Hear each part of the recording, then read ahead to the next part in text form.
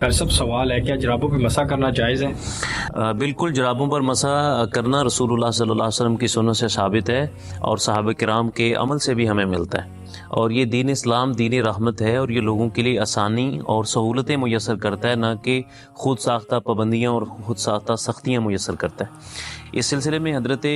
ثوبان رضی اللہ عنہ کی مسند احمد میں روایت ہے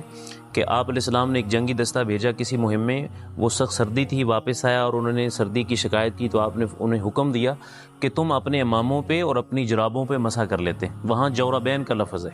پھر حضرت مغیرہ کی ایک حدیث آتی ہے جو کہ مسند احمد میں ہے، وہ فرماتے ہیں کہ میں نے نبی علیہ السلام کو دیکھا، آپ نے وضو کیا اور جرابوں اور جوتوں پر مسح کیا۔ ابو موسیٰ اشعری کی بھی روایت آتی ہے ابن ماجہ میں کہ میں نے حضور کو دیکھا، آپ نے وضو کیا، جرابوں اور جوتوں پہ مسح کیا۔ پھر اس میں سب سے زیادہ اتھینٹک روایت جو آتی ہے الاسماء والکناء، امام مسلم کی کتاب ہے، اس میں حضرت انس رضی اللہ عنہ کی روایت ہے۔ حضرت ازرق بن قیس کہتے ہیں میں نے حضرت انس کو دیکھا، وضو کیا اور انہوں نے اپنی جرابوں پہ مسح کیا، اور وہ جرابیں اون کی بنی ہوئی تھیں،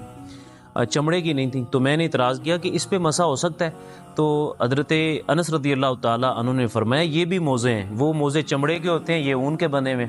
تو اس سے پتہ چلتا ہے کہ جرابیں جو بھی ہوں، چاہے وہ چمڑے کی بنی ہو، خفین کہہ سکتے ہیں، وہ اون کی بنی ہوئی ہو، وہ سوتی کپڑے کی بنی ہوئی ہو، کوئی بھی بنی ہوئی ہو، آپ اس پہ مسح کر سکتے ہیں، یہ لوگوں کے لیے سہولت ہے۔ لیکن اس میں اہم بات یہ ہے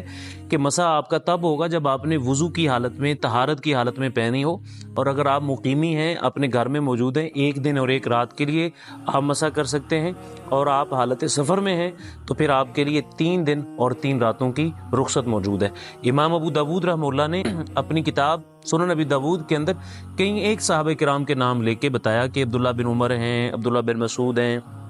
دیگر صحابہ کرام ہیں جو مسح کے قائل تھے، اور اسی طرح بہت ساری کتابوں میں ائمہ کرام نے تقریباً 25 سے 30 ایسے صحابہ کرام کا تعامل لکھا ہے جو جرابوں پر مسح کرنے کے قائل اور فاعل تھے۔ تو اس لیے ہمیں ان چیزوں پہ سختی نہیں برتنی چاہیے، اللہ تعالیٰ نے سہولت دی ہے تو اس سے فائدہ اٹھانا چاہیے، نہ کہ اپنی طرف سے خود ساختی پابندیاں لگائیں کہ جرابیں پتلی ہوں تو نہیں ہوتا، موٹی ہوں تو ہو جاتا ہے۔ ایسی پابندی شریعت اسلامیہ میں موجود نہیں ہے۔